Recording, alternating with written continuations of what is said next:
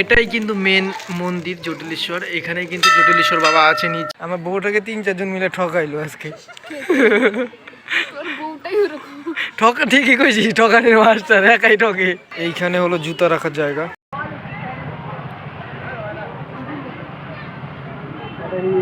WB72A C5442 নিয়ে মন্ত্র করে হাইছি। কিছু বলবেন, তোমার পূজা কেমন হলো? হ্যালো গাইস, আমার এই নতুন ভিডিওতে তোমাদের সবাইকে স্বাগতম।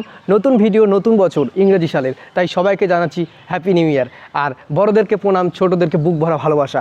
আর আশা রাখছি আমার এই চ্যানেলটা এবছর আরও গ্রোথ হবে। আর নতুন বছরটা সবার খুব ভালো কাটুক।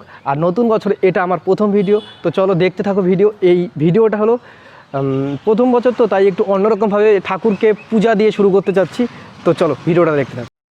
এই এগুলা হলো এখন নিয়ে নিল পূজার জন্য। আর এই মন্দিরে আসার পরে এত ধুলা না, রাস্তার পাশে তো একদম, আর রাস্তায় এমনি কাজ হচ্ছে, আর তার জন্য প্রচুর ধুলা জমে গেছে। এখন এটা পরিষ্কার করবে জল দিয়ে। তারপরে লোকনাথ বাবার মূর্তিটাও ধুলায় একবারে ভরে গেছিল, তাই লোকনাথ বাবাকেও একটু মানে জল দিয়ে পরিষ্কার করে দিচ্ছে, কারণ লোকনাথ বাবাকে কি ধুলাতে আর মানায়। তো এটা পরিষ্কার টরিষ্কার করে তারপর পূজা দিতে বলেছি, কারণ এত ধুলার মধ্যে পূজা দেওয়া যায় না। তারপরে সব পরিষ্কার টরিষ্কার করে তো পূজা দিল। তো তারপর এরপরে কিন্তু আমরা যাবো এখন জটিলেশ্বর, কারণ আমাদের আজকে পূজা দিয়েই দিনটা শুরু করার কথা। তো লোকনাথ বাবার পূজা হয়ে গেল। রণে বনে জঙ্গলে যখনই বিপদে পড়িবে আমাকে স্মরণ করিও, আমি রক্ষা করিব। তাই লোকনাথ বাবাকে এইভাবে ধুলার মধ্যে রাখা যায়? আমাদের এখানে পূজা দেওয়া শেষ, এখন আমরা যাবো জটিলেশ্বর। প্রথম দিনটা এভাবে কাটলো, ভাবতে পারিনি। যাক, সুন্দর কাটলো। আশা করি তোমাদের ওই 2024টা খুব সুন্দর কাটবে। জটিলেশ্বর যাওয়ার পথে দেখলাম ঝুমুরের পাশে যে পেট্রোল পাম্পটা রয়েছে, সেই পেট্রোল পাম্পে একটা বড় বিমান দাঁড়িয়ে আছে। আর সেই বিমানটা দেখে তো আমি অবাক যে অবশেষে মানে বিমান পেট্রোল ভরে আকাশে উড়বে। তো তারপর আমি পেট্রোল ভরার জন্য ঢুকেছিলাম। তো কয়েকজনকে জিজ্ঞেস করলাম পেট্রোল টেট্রোল ভরে যে এটা কোথা থেকে আসলো বা কেন আসলো। তো তারপর কাকুটা বলল যে এটা আসলো হলো মুম্বাই থেকে, আর গুয়াহাটি নাকি যাবে। তো তারপর পেট্রোল টেট্রোল ভরে আমি বেরিয়ে যাচ্ছি। আর এদিকে তো মানে গ্রামবাসীরা একদম পার্ক করে ফেলছে, এদিকে সেলফি তুলছে। তো বেরিয়ে যাওয়ার পথে দেখলাম যে ডানা মানে প্লেনের যে ডানা সেটার জন্য আরেকটা গাড়ি, না হলে তো যেতেই পারবে না, কারণ টোটাল রাস্তা জ্যাম হয়ে যাবে। আর এটা কিন্তু জটিলেশ্বর মন্দির, আমরা কিন্তু মানে ঘুরতে ঘুরতে জটিলেশ্বর মন্দিরে চলে এসেছি। আর পাশে কিন্তু গেটটা আমি দেখাচ্ছি। তো গেটের পাশে কিন্তু টিকিট কাউন্টার রয়েছে, টিকিট কাউন্টার থেকে টিকিট টিকিট কেটে আমরা কিন্তু ভেতরে ঢুকলাম।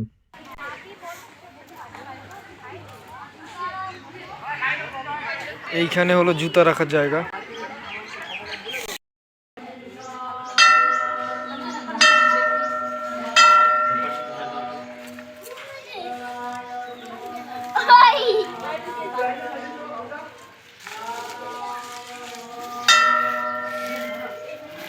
এটাই কিন্তু মেন মন্দির জটিলেশ্বর। এখানেই কিন্তু জটিলেশ্বর বাবা আছে নিচে, আর ওই নিচে গিয়ে কিন্তু পূজা দেয়।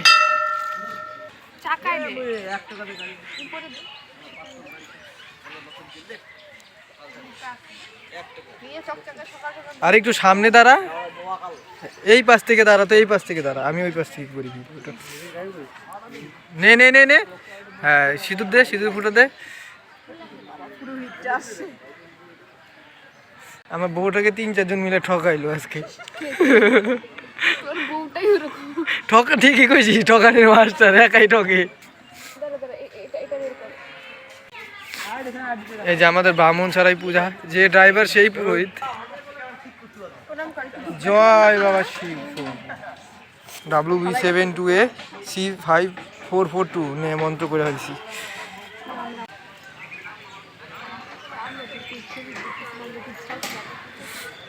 নমো নমো। জয় বাবা শিব। একবার চাকা এরকম কর, আমার ক্যামেরা দিয়ে শিখাইতে হবে। হ্যাঁ, এখানে এখন অ্যাকচুয়ালি পূজা দেওয়া হয়ে গেল। পূজা বলতে অ্যাকচুয়ালি কেনার পর পূজা দেওয়া হয়ে গেছিলো। আর এবার জটিলেশ্বর মন্দির পূজা দিতে আসছিলাম, তাই গেটের ভেতরে ঢোকালাম। আর গেটের ভেতরে ঢোকানোর জন্য 2 চাকার আমাদের জন্য 100 টাকা নিল। আর পার পার্সন কিন্তু 5 টাকা করে। আর যদি ওখানে পার্কিং হয় 2 চাকার, তাহলে হলো 10 টাকা। আর 4 চাকার জন্য হচ্ছে 20 টাকা। আর হচ্ছে পার পার্সনে তো বললামই 5 টাকা করে। আর 2 চাকা যদি এখানে এন্ট্রি নেয় তাহলে হলো 100 টাকা। আর 4 চাকার জন্য হলো 300 টাকা। আর এক্সট্রা পূজা দেওয়া হলে তো পুরোহিতকে দিতেই হবে এক্সট্রা। আমরা আজকে পুরোহিতকে দিয়ে দিইনি, কারণ কেনার পরে অলরেডি পূজা দেওয়া হয়ে গেছে, তাই আমরাই নিজেদের পূজা দিলাম। আমি মন্দিরের চারপাশটা ঘুরতে ঘুরতে এই গাছের সামনে আসলাম, তারপর দেখি এরা দুজন তাদের মনোকামনা শালু কাপড়ে বেঁধে দিচ্ছে। আর এখানে কিন্তু যারা আসে সবাই এখানে কিন্তু বাঁধে, কারণ দেখতেই পাচ্ছ প্রত্যেকটা গাছের ডাল কিন্তু একদম লালে লাল হয়ে গেছে। আর তারপরেই কিন্তু আমরা সবাই প্রসাদ খেয়ে নিলাম।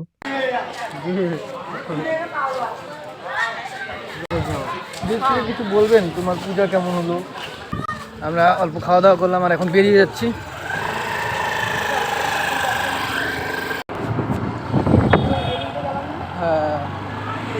হ্যাঁ, এখন চলে যাচ্ছি।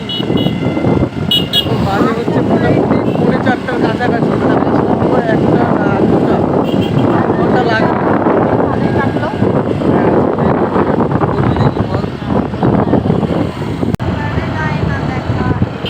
এবারে আসার পর কিন্তু রাস্তাঘাট একদম পরিষ্কার, মানে রাস্তা একদম দারুণ পিচের করে দিয়েছে। কিন্তু আগের বার কিন্তু রাস্তা একদম মানে জঘন্যই ছিল, এখন কিন্তু দেখতে পাচ্ছই কতটা সুন্দর করে দিয়েছে রাস্তা, কিন্তু রাস্তাটা বেশি চিকন হয়ে গেছে।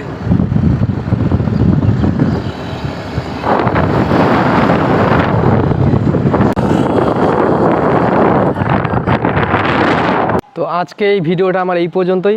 ভালো লাগলে অবশ্যই লাইক অ্যান্ড শেয়ার করে দিও, আর কোন জায়গাটা সবচেয়ে ভালো লেগেছে অবশ্যই কমেন্টে জানিও। তো চলো বাই, দেখা হচ্ছে নেক্সট ভিডিওতে অন্য কোনো জায়গা বা অন্য কোনো ভিডিও নিয়ে।